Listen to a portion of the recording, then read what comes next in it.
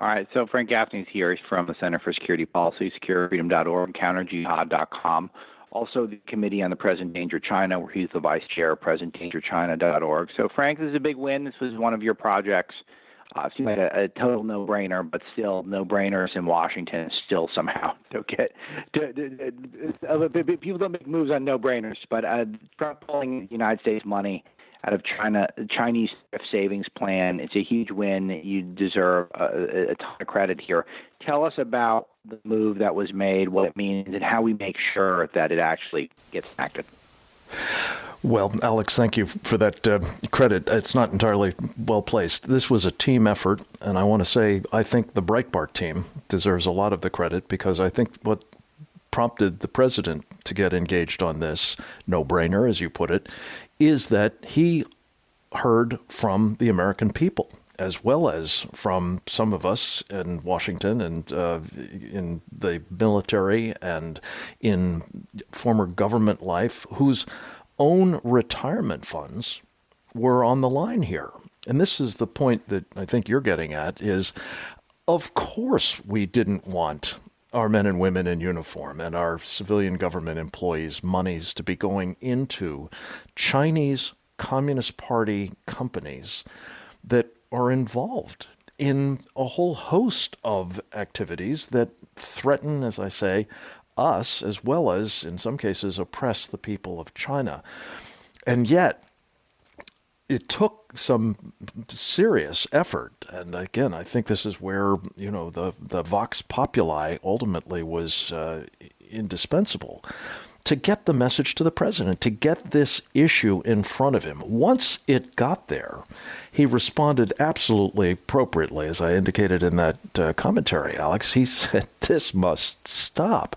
Then the question became, and I think this is where we left the story last week, is, will his administration faithfully execute his direction? And unfortunately, as you know, you document it endlessly, there have been lots of instances in which the president wanted to do one thing and the deep state or the bureaucracy or the intelligence community or some other entity that nominally worked for him sabotaged his direction.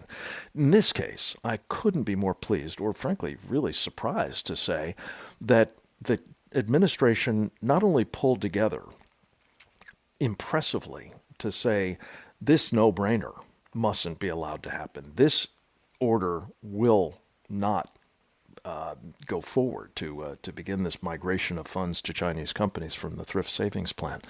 But more importantly, Alex, and this is the real win for the president, for our team, for our country, is that the language that was used to describe why that money mustn't move into Chinese Communist Party companies applies much more broadly to the funds that Wall Street has been busily pushing from our capital markets, our stock and bond markets, into Chinese companies for years. So this tees up the next big challenge, and it's one in which, again, I'm hopeful that the Breitbart team will be fully engaged, and that is to stop underwriting the Chinese Communist Party more generally by, again, saying it's too risky. They're engaged in activities that are dangerous to our national security, that are contrary to our human rights values, and that otherwise simply entail material risk that's not disclosed to shareholders.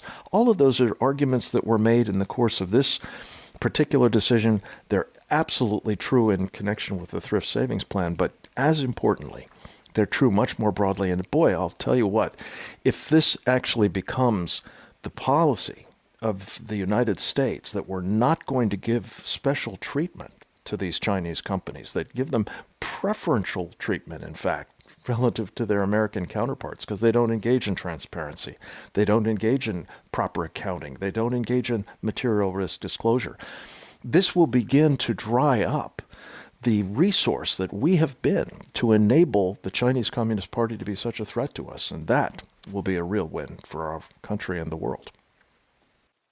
Yeah, that's terrific. And I'm glad that this is happening. But what's interesting, Frank, is if you contrast the rhetoric that the president has toward China, versus the rhetoric which the Chinese have towards the United States. You couldn't get further apart. The president goes out of his way to say he likes Xi Jinping and he's a friend and he respects him. And recently, the White House press secretary, when asked about China's culpability in the pandemic, she said that the administration was disappointed in China, which is, I mean, we never said we were disappointed in Al Qaeda. I mean, that doesn't. We're really disappointed in the Taliban. I mean, it's an absurd thing, and yet that's the rhetoric. On the flip side, you see what China says about the United States, and just some headlines from the last few days of Breitbart, the last few days, that China says that evangelicals have kidnapped the Trump administration. He says that if we have to pay for the coronavirus, the United States has to pay for AIDS in the 2008 financial crisis. They blame Trump for a wave of hate against Asians. They said they need to embrace nuclear power or nuclear armament because of warmonger USA. The list goes on and on and on. It gets even more extreme than that. And this is where they're doing this every single day. They're just hammering us over and over again. And they said the U.S. sabotaged global virus efforts. So that's how they talk about us, and we say we're disappointed in them, and they're actually great guys. Why is that? Well, this marks a departure from what the Chinese Communist Party did for decades brilliantly and hugely successfully, Alex. It came to be known as the hide and bide strategy of Deng Xiaoping. And basically that was all about, we're going to destroy the United States, but we're not going to tell them. We're going to conceal our true purposes. We're going to be patient in our pursuit of that goal. And in the process, we'll get them to do exactly what I just described. We'll get them to pay us to build up our weapon systems and to build our Belt and Road Initiative around the world and to dominate space and to oppress our own people and in due course, people elsewhere. All of that stuff was in the works and has been going on, but because the mask was in place, they're just wanting to be partners with us. They're going to be, reliable members of the international community, we were told, if only they were just richer. Well, that was what the engagers, as they've called themselves, brought us, and it's to this present past, but now the mask has slipped.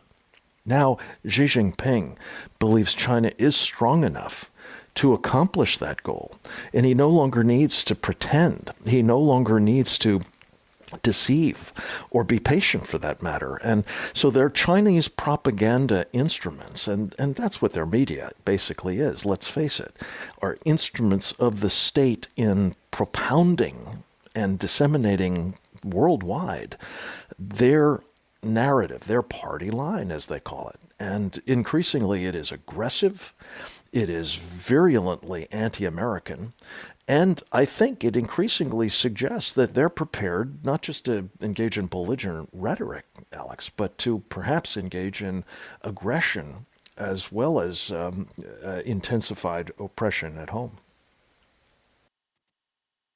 So my fear, if that is on the table now, and there's no reason to believe it's not on the table, how well suited are we in terms of if there was ever a hot war with China, which I don't think we're going to get there, but let's say that ever was the case.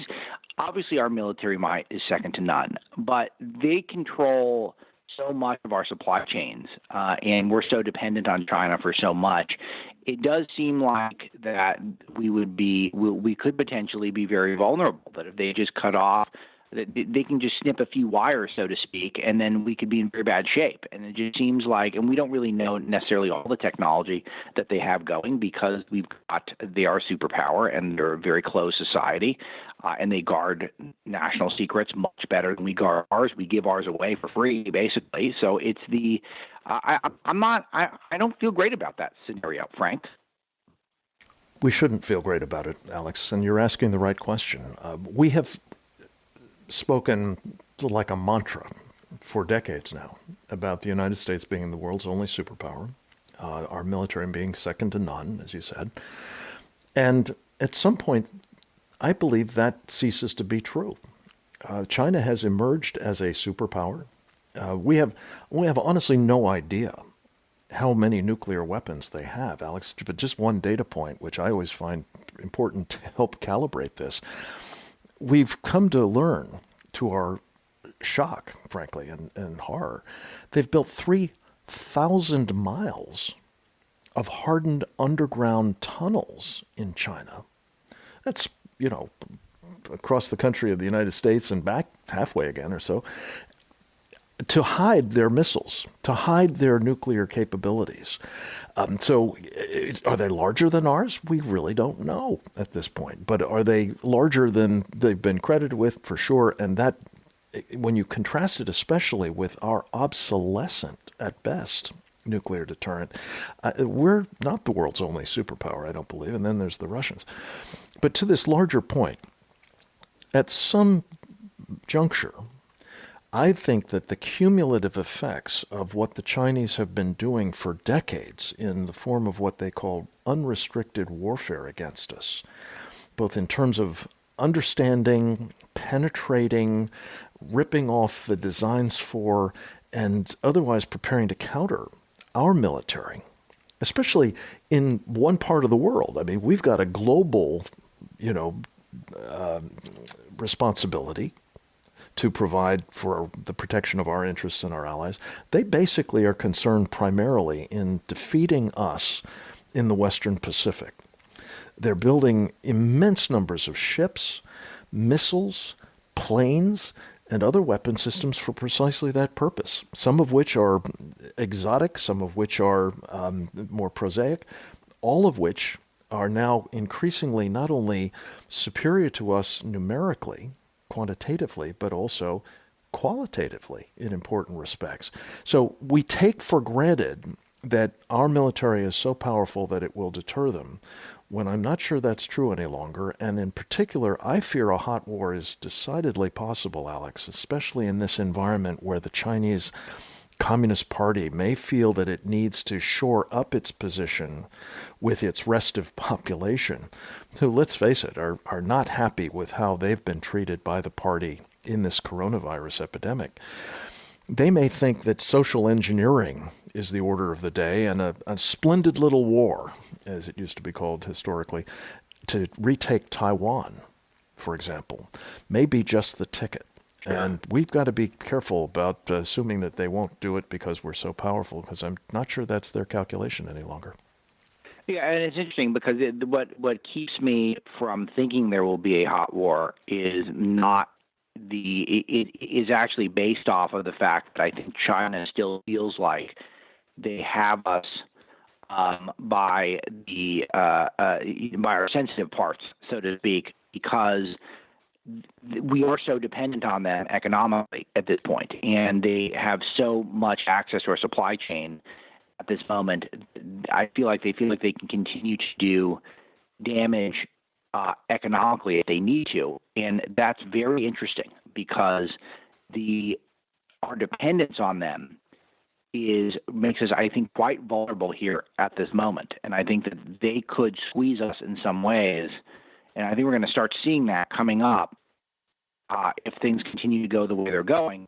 But this change in rhetoric from their state propaganda outlets, state media, is interesting. And it's one thing that our establishment press completely ignores, even though it's very easy to find this stuff. This does not take rocket scientists to read what China's actually writing about the United States. But it's getting very intense. And it's worthy of a little reflection at the moment because things are not settling down anytime soon. I'm just wondering, Frank, if we're going to have allies if it does get more intense with China, because you start seeing, despite all this, even places like the UK doing deals with Huawei for 5G internet, which is literally just signing your soul to the devil. I mean, that's what it is. I don't see how it's any different than that. It's very, very important to play this hand out carefully over the next few months, Alex, because I think that you're right. The Chinese do have extraordinary leverage on lots of countries around the world. I mentioned this Belt and Road Initiative. And by the way, you have a terrific piece at Breitbart about their ambition to use that Belt and Road Initiative, as they call it, really essentially a colonial empire that they're building worldwide. among other things, to dictate to the world's media what they will say and how they will think about China, how they will report on China, and so on. I mean, this is really chilling stuff. It makes clear their actual global ambitions. But to your point, this is a moment when I think there's a lot of resentment against China as well. In many of those colonial nations, they now have realized that they're getting screwed by the Chinese, that this idea that they'll build us an infrastructure on credit isn't working out. The debt trap feature, I call it the payday loan syndrome, whereby it turns out the Chinese essentially foreclose on the debt and take the things that they've been building in these places, ports, airfields, rail networks, and so on, and now media networks, apparently, using the 5G system as a vehicle for doing that.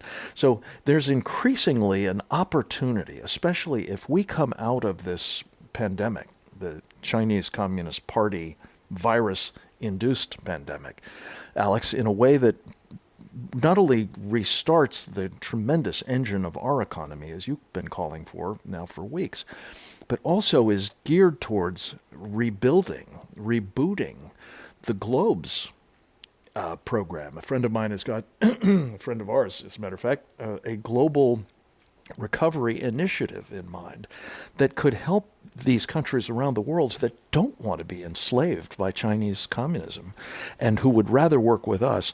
There's an opportunity, but we've got to get about it, and that requires leadership. I think Donald Trump understands the need for it, and I'm prayerful that he will be providing it. Frank Gaffney, a wonderful executive chairman of the Center for Security Policy, vice chair of the committee in the Present Danger China, presentdangerchina.org. Even though we're now talking about potential hot war with China, it is still a celebratory occasion with the president ordering federal retirement money invested in Chinese equities to be pulled. That's a great news. One other thing, though, that I guess two other things I want to mention. One is sort of a corollary. China's also called for a global media takeover by the Belt and Road News Network. Literally, this is such an important point, Frank, because I don't spend enough time. I'm not always talking first principles. I do sometimes, but my advantage is my expertise in the media and the news cycle and the institutional left and all that stuff. But it's clear that freedom is a value that is not natural to everyone. Not everyone is inclined to be free. A lot of people are inclined to be secure, and a lot of people like to hear the elite tell them what to do. And that's very much the culture in China. The party tells people what's right. And so the party just flat out says the best thing is actually less freedom when it comes to media. And really what will solve all of our problems is if we have the Communist Party controlling more of the news worldwide via this thing called the Belt and Road News Network. And it's only for Americans that this is so anathema to us because we are freedom-loving people. But this is so important to highlight because around the world, that's not so much the case.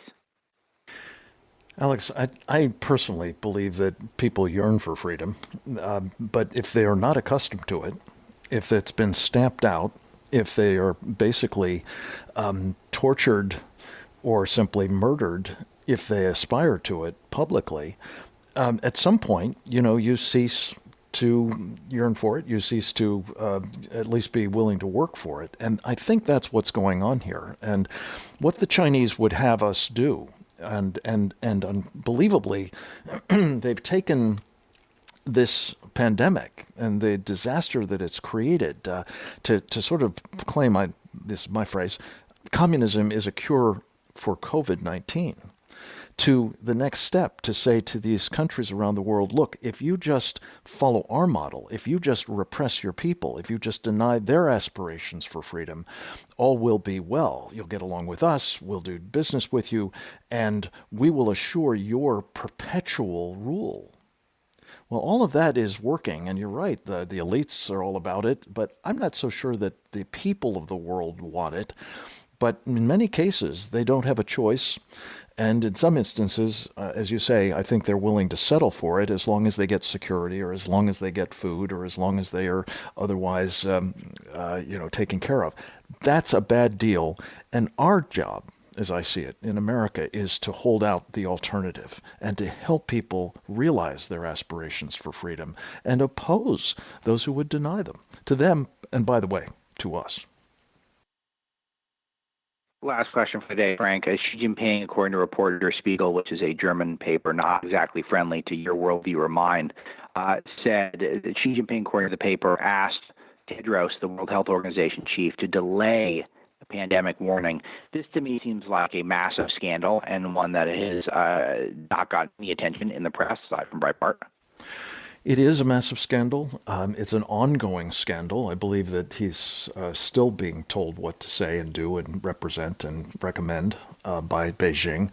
And we've talked about before, Alex, it is a microcosm of what the Chinese are doing more generally to try to use and manipulate and otherwise exploit these international organizations to help advance this same global ambition of being the world's dominant power and making everyone else conform to their dictates.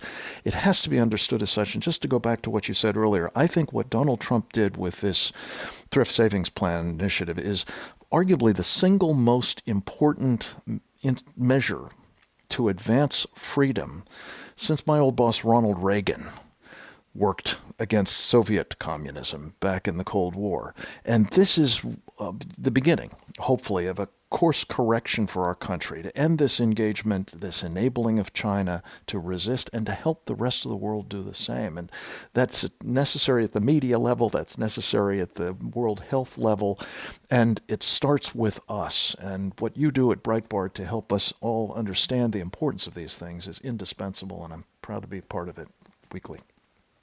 Frank, same here. Feelings are mutual. I do got to run, though. We'll talk to you next week, my friend. Thanks so much.